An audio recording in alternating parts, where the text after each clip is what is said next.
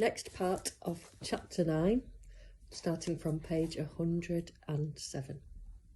Okay. Yalla, cried Makmo, and they looped around the ring.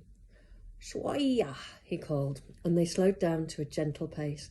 Then he called another word, which you or I would not be able to make out as anything more than a noise, but which Charlie recognised immediately. It was a cat word meaning jump, and sure enough, the lions began to leap as they ran round the ring. This set Charlie to thinking furiously. He knew that Makmo didn't speak cat, because if he had been able to, the lions would not have been so amazed by Charlie. But he knew this word. Why? How did he know it was cat word? Or had he just picked it up from some other trainer who had picked it up from another? Well, however it come to pass, to Charlie it meant one extraordinary thing. He was not the only human being to speak cat. Somebody else, somewhere, at some time, shared his peculiar ability. Once he got used to the idea, he found it rather comforting. As long as it's not Makmo, he thought. And his mind was brought back to the beauty of the lions. They leapt and gambolled, playing with each other and seeming to enjoy their moments of liberation and light and space. But their tread was too heavy, and every now and then they stopped and stood, staring dumbly, as if they didn't know what to do. Then Makmo started to order them about again. He had a big, nasty-looking whip, which Charlie knew, because Makmo had told him so, was made of rhinoceros hide. But he didn't use it, he just held it in such a way that suggested he might. But Charlie could see it wasn't fear of being whipped which made these lions so obedient. What was it? The lions and Makmo started a game which truly astonished Charlie. Makmo strode into the middle of the ring, turned his back on the pride of lions, flung out his arms and uttered a loud, strong call. The 6 creatures lined up behind him, hunched their backs and sprang at him, one by one from behind. They wrestled him to the floor, and then they let go of him. They let him fight them off, all 6 of them. They didn't hurt him one little bit. Makmo must have trained them to keep their claws in, because one snatch from those claws would tear the flesh from your back easily. But they landed on him, landing on his bent shoulders with their foot pads spread, sometimes balancing delicately, sometimes by plan, knocking him down. It was a tremendously dangerous act. They could kill him, just like that, thought Charlie. Or they could start fighting between themselves. You don't have to talk cat to notice how swiftly cats can turn on each other in a temper, yowling and scowling and scratching at each other's faces. Charlie had seen it hundreds of times with the ruins cats pretending to fight with lions. Wow, was it brave or stupid? Charlie didn't think Makmo was stupid. No, there was a reason why the lions were so unnatural, so obedient and calm. And Charlie was going to find out what it was.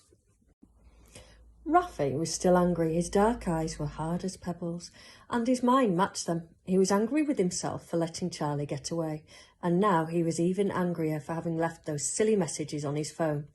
But he'd been so angry with Charlie, he hadn't had a clue where the boy had gone. Not a clue. Troy's nose had been addled by the fish stink, and the trail ended at the riverside. So which way had he gone? Inland, downriver, across the river, or even on a boat? Had he got off again? Was there any chance that he had found out his parents were heading downriver? He couldn't think of a way. No, Charlie must have jumped on a water bus or hitched a lift, and he could be anywhere in the city or anywhere on the waterways.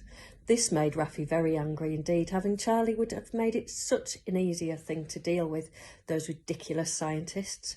He'd just have to say, "I'm going to pinch your little baby now," and they'd have done what they were told soon enough. Plus, he'd promised the chief executive.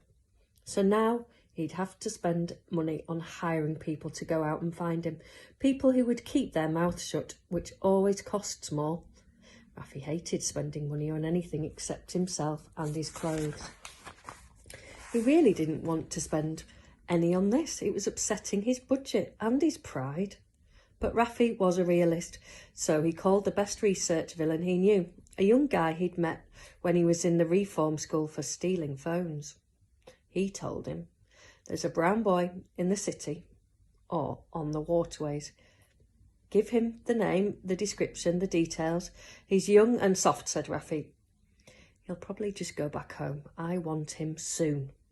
Then he amused himself by thinking of all the ways in which he would pay Charlie back for the trouble he was putting him in.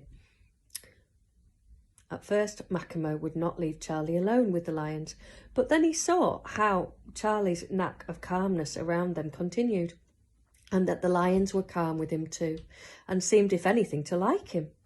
Mackamo relaxed a little. He wouldn't let Charlie open their cages or feed them, but he did allow them to pour water into their drinking bowls through the pipe from the outside. It was while he was doing this early one morning that Charlie was able to catch the eye of the young lion, who he had led back from the deck.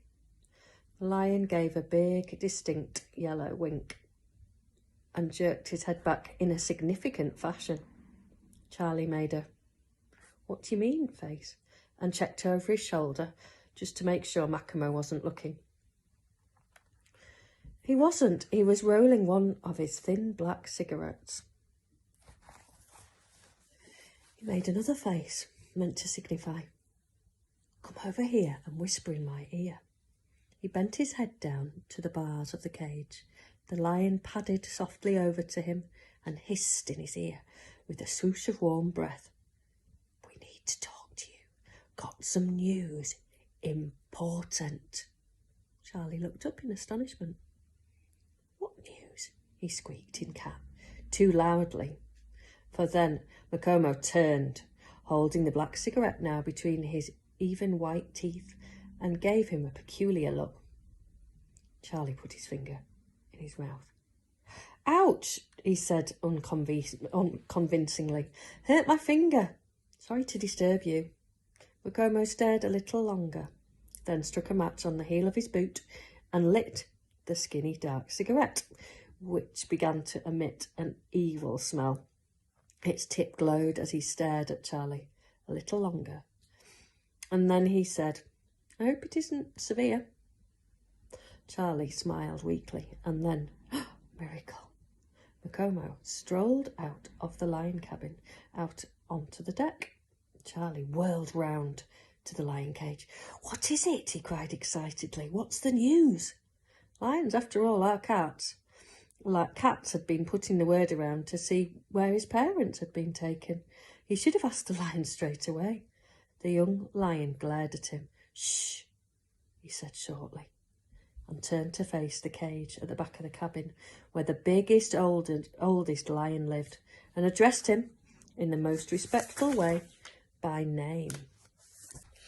I would write the name for you, but alas, it's not possible to write lion names in the English alphabet. "Sir," he called quietly, and Charlie noticed that all the lions were facing the oldest lion's cage now. "Sir, may I present the lion-speaking boy?" The oldest lion raised his shaggy head. Charlie had never before had a chance to look into his eyes, and he was shocked by what he saw there.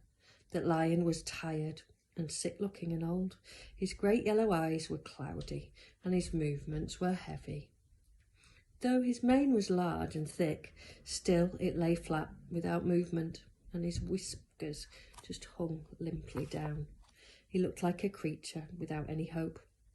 Yet Charlie had seen him leaping around the ring, healthy and seeming energetic. "Hello, sir," said Charlie, recognising that he should be particularly polite here. He gave him a little bow. The lion, with a quiet half smile, inclined his head. "Hello, boy who speaks lion," he said in a low and courteous voice. He blinked slowly, and again Charlie thought he might be going back to sleep. It wasn't clear whose turn it was to speak. Charlie sort of expected the lion to say something, but he didn't. Perhaps he was waiting for Charlie to speak. The young lion, in the meantime, was looking from one to the other in a very urgent fashion, quivering almost with desire for them to get on with it. So Charlie spoke. "The cat at home," he said. "My friends told me that I should ask a cat if in doubt. My parents, you see, have been stolen away, though I don't exactly know why or where they've been taken.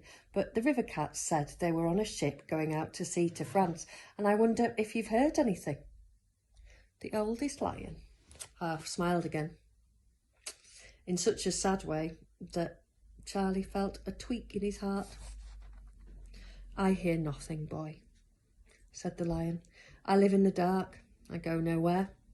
I see no one. My wives live in the dark. They go nowhere. They see no one.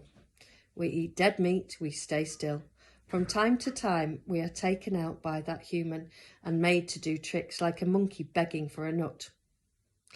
We're made to pretend to fight. We pretend to fight. We are made to pretend to beg. We pretend to beg. We don't hear anything. Who would tell us anything? We used to be lions, boy. We used to know things. We know nothing now." He gave a soft, shivering snort at the end of this speech, and Charlie felt its sadness cold and deep within him. That's so beautiful, powerful, and magnificent a creature could say such sad and despondent things. It seemed so wrong. A lion should not be like this. The young lion hung his head, but there was an angry energy coming off him, which he seemed to be trying to squash. The lioness licked their paws quietly, perhaps pretending not to hear, perhaps too sad to do anything else. The young girl cub had her mouth folded tight as if she was trying hard not to say anything. "I'm sorry," said Charlie. "I didn't mean to upset you." "Oh, we're not upset," said the oldest lion. "That's the problem. We should be. We should be very upset indeed. We should be raging and roaring and plotting and scheming and escaping. But we're not. We're just lying about." And at this he rolled over, hiding his face. And the other lions all looked away in shame and embarrassment. Charlie too felt embarrassed. The sound of Macomo humming one of his tuneless tunes flickered from the doorway. The lions looked up and away. The oldest lion turned on his back and went to lie by the wall. The young lion leaned forward and touched his nose into Charlie's hand. "Come back later," he whispered, just as Macomo's shadow fell across the doorway. The young lion looked as if he had made up his mind about something. "Come back later and I'll tell you everything."